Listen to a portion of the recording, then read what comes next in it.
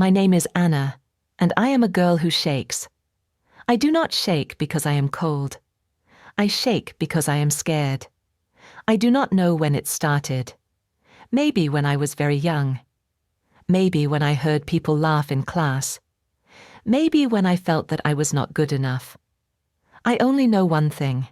It happens every time I need to speak. Last Monday, it happened again. Our teacher, Ms. Rose, stood at the front of the room. She held a book and said, "Now we share our ideas." She smiled at us. Her voice was soft, warm, and kind. My heart still jumped. I looked down at my notebook. My hands felt wet. My breath felt thin, like a small piece of paper. Ms. Rose looked around the class. Her eyes stopped on me. "Anna, do you want to try?" she asked gently. I opened my mouth. Nothing came out, not even a small sound. I felt the heat rise in my face. My fingers shook. My legs felt weak, like they were not mine. I tried to speak, but the words were stuck, like stones in my throat. A boy behind me made a small sound. Maybe it was a laugh. Maybe it was not. But in that moment, it was enough. My heart fell deep inside me. Ms. Rose saw my face and nodded. "It's okay," she said. "Take your time." But her kind words only made me feel worse. I wanted to talk. I wanted to be a normal student who could share ideas. But I could not. The moment passed. Another student spoke. His voice was clear. He said his ideas with no fear. Everyone listened. I looked at him and thought, why can he speak so easily? Why can't I? When the bell rang, I walked out of the classroom fast. I kept my head low. I hoped no one would look at me. Lily, my best friend, followed me to the hallway. She touched my shoulder and asked, "Are you okay?" I tried to smile, but my voice was small. "I hate this," I said. "I hate that I shake. I hate that I cannot speak." Lily shook her head. "No," she said softly. "You are not weak. You are scared. That is different." Her words were warm, but they did not stop the pain inside me. I felt like a bird that could fly, but forgot how to open its wings. When I got home, I went straight to my room. I sat on the floor next to my bed. I hugged my knees. I looked at my hands. They still trembled a little. "Why am I like this?" I whispered. "Why can't I just talk?" I felt tears come. I did not stop them. At dinner, Mom asked, "How was school?" I said, "It was fine." But she looked at me longer. I think she knew I was not okay. That night, as I lay in bed, I said one last thing to myself. I missed another chance today. And I knew it would not be the last time. 2 weeks later, something new happened at school. On Monday morning, Ms. Rose walked into the classroom with a bright smile. She carried a stack of papers in her hands. "We have a special event," she said. "It is a community day. We need a small art poster for it." My heart moved a little. I love drawing. Drawing is the only time I do not shake. When I draw, I am quiet, calm, and free. Ms. Rose continued, "If you want to join the poster contest, bring your work by Friday." Around me, some students whispered, "That sounds fun," or "I want to try." Lily turned to me right away. Her eyes were full of hope. "Anna," she said, "you should join. Your art is so good." I looked at her, surprised. "Me?" I asked. My voice was small. "Yes, you," she said. "You draw with your heart." I wanted to believe her. I really did. That whole day, I thought about the contest. When I walked to lunch, I thought about it. When I sat in math class, I thought about it. Even when I brushed my teeth at night, I thought about it. I whispered to myself, maybe I can do this. Maybe I do not need to talk. I only need to draw. On Tuesday after school, I took out my pencils and paper. I sat at my small desk by the window. I looked at the empty page. My hands did not shake this time. I started to draw children holding hands.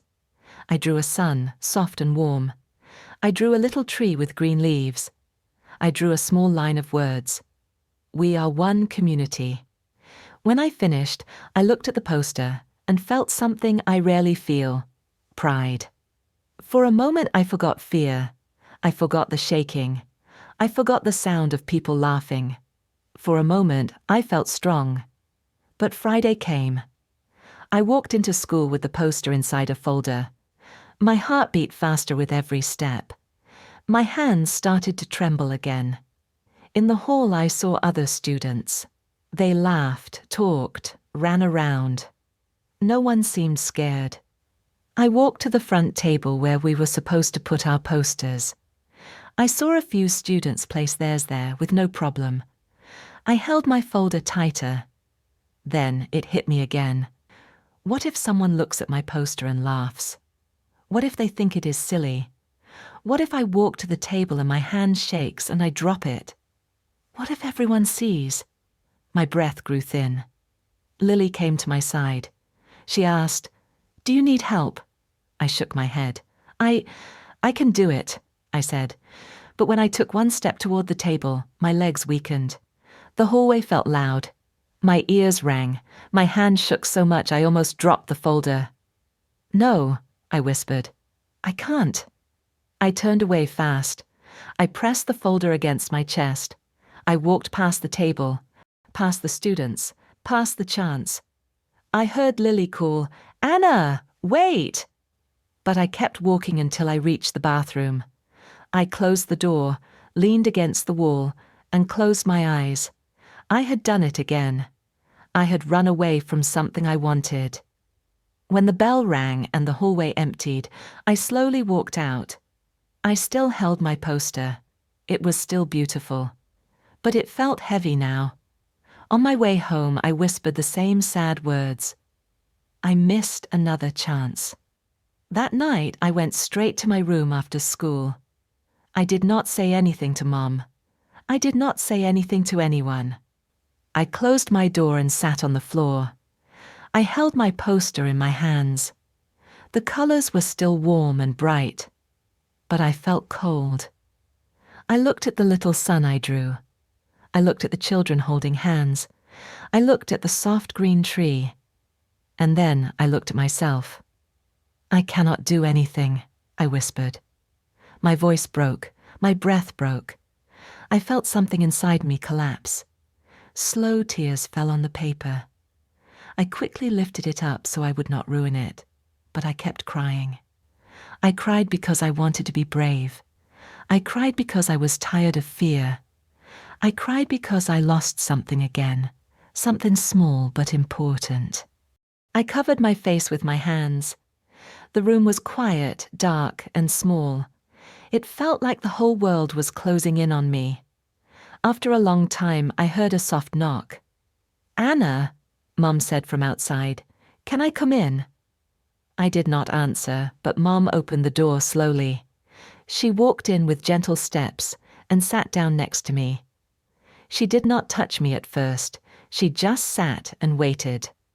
After a moment, she asked, "Did something happen today?"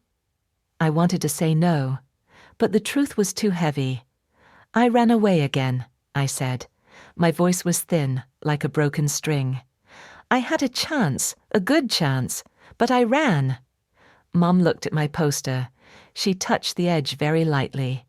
"This is beautiful," she said. I shook my head. "It doesn't matter. I couldn't give it in. I got scared again. I hate it. I hate myself." Mom turned to me. Her eyes were soft and sad. Then she said something I never expected. "Anna, I was like you." I stopped crying for a moment. "What?" I whispered. Mom nodded. "When I was young, I shook too. I lost many chances. I wanted to sing, but I never went on stage. My hands would shake. My voice would not come out. I thought something was wrong with me." I stared at her. I had never heard this before. "Then how did you change?" I asked. Mom smiled a small, quiet smile. I did not change all at once. I changed one small step at a time. I learned that fear is a part of me, not all of me. Her hand gently touched mine. Her fingers were warm. "Tell me, Anna," she said softly. "What do you fear the most?" I closed my eyes. The answer came easily. "I fear people," I said. "I fear they look at me. I fear they laugh. I fear they think I am strange." Mom nodded slowly. "That fear is real," she said. "But it does not mean you are weak. It means you feel deeply, you care deeply, you hold the world in a tender way." Her words made something inside me open, just a little. Then she added, "You do not need to be brave every day. You only need to be honest. And you were honest today. You told me your fear. That is a brave thing." I looked down at my hands. They still trembled, but less than before. Mom pulled me into her arms. I rested my head on her shoulder. For the first time that day, my breathing slowed. "I am here," she whispered, "and we will face this together." In that moment, the room felt bigger. The world felt lighter. I felt not fixed, not strong, but understood. And that was enough for one night. The next morning, I woke up with a heavy head, but a softer heart. Mum's words stayed with me like a warm light in my pocket. I kept touching that light in my mind as I ate breakfast, brushed my teeth, and walked to school. I told myself, I will try one small thing today. Just one. When I entered the classroom, everything looked the same as always. Students laughed, chairs moved, pencils clicked. But something inside me felt different. Not strong, but awake. Lily waved at me from her seat. She smiled like she always did. Warm, safe. I sat next to her and whispered, "I want to try something today." She leaned closer. "What do you want to try?" "I want to say one sentence in class," I said. My voice shook, but the words were clear. Lily smiled gently. "That is brave," she said. "I will be here. I will listen." When Ms. Rose entered the room, I felt the small light in my pocket flicker. My stomach tightened, but I did not turn away. After the lesson, Ms. Rose closed her book and said, "Let's share our thoughts." I froze for a moment. My fingers touched the edge of my desk. My breath felt thin again. Then slowly I lifted my hand. Not high, just a little. But it was enough. Ms. Rose noticed right away. Her eyes softened. She nodded at me. "Yes, Anna." My heart jumped like a scared bird. The room felt too bright. The air felt too thick. But I remembered Mum's words. You only need to be honest. So I opened my mouth and said a simple sentence. I like the story today. My voice was small. It trembled. But it was a real sentence, a full sentence. For 1 second, the whole class was still. No one laughed. No one whispered. No one stared at me in a strange way. Ms. Rose smiled. "Thank you, Anna," she said. "That is a good thought." And then something happened I did not expect. Lily smiled at me with bright, proud eyes. A girl in front of me turned her head and gave me a tiny nod. A boy near the window said softly, "I liked it too." The room felt warm again. My heart slowed down, little by little.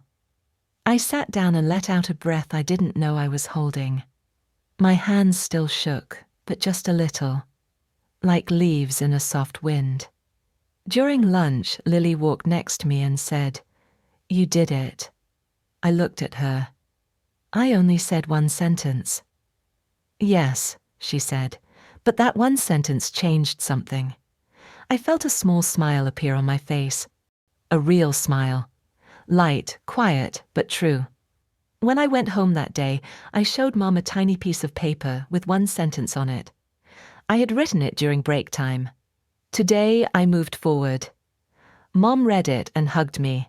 She whispered, "I am proud of you. One small step can open a big door." I did not fully believe her yet, But that night, as I lay in bed, I felt something gentle growing inside me. A soft thought, a small hope. Maybe I was not stuck.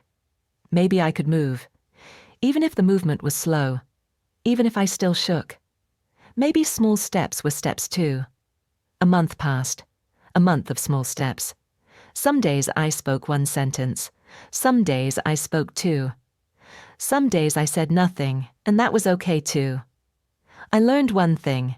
Courage grows slowly, like a small seed in quiet soil.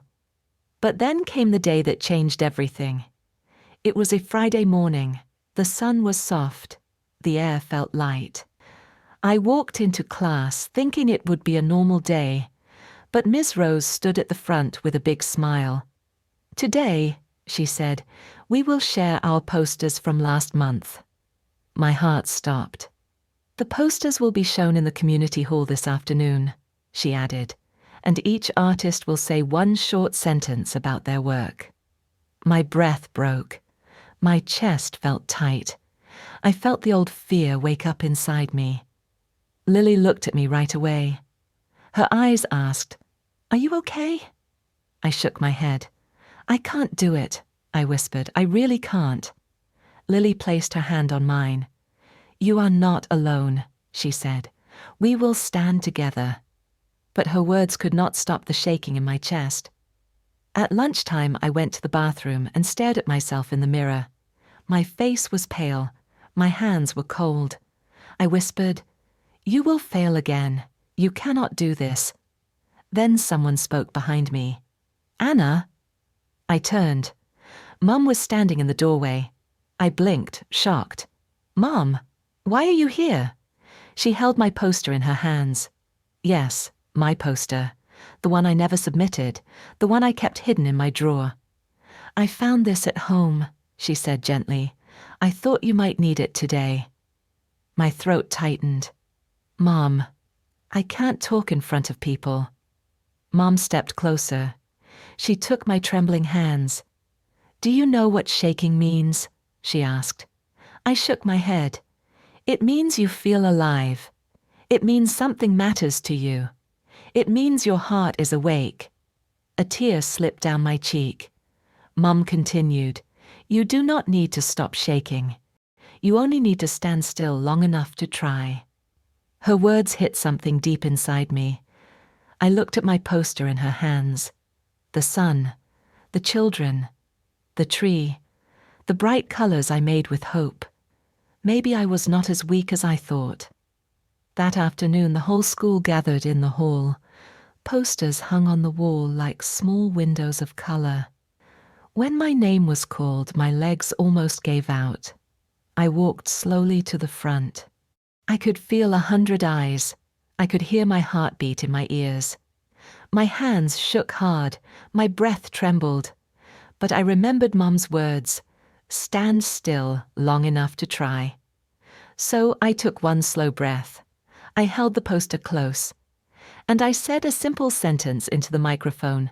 "This poster shows a community, and I made it with love." The hall was quiet for 1 second. Then, soft applause, warm, gentle, not loud or sharp, just kind. Lily clapped. Ms. Rose clapped. Even some students I barely knew clapped for me. And for the first time in a long time, I did not shake, because I was scared. I shook because I was proud. That night, when I went home, I wrote a new sentence on a small piece of paper. "Today I did not run away." I placed it next to the first one. Mom came into my room, smiled, and said, "See, a big door is opened." I smiled back. A soft, real smile. Maybe I will always shake. Maybe I will always fear big moments. But now I know something new. I can still walk forward, even with shaking hands, even with a trembling heart. And that is enough.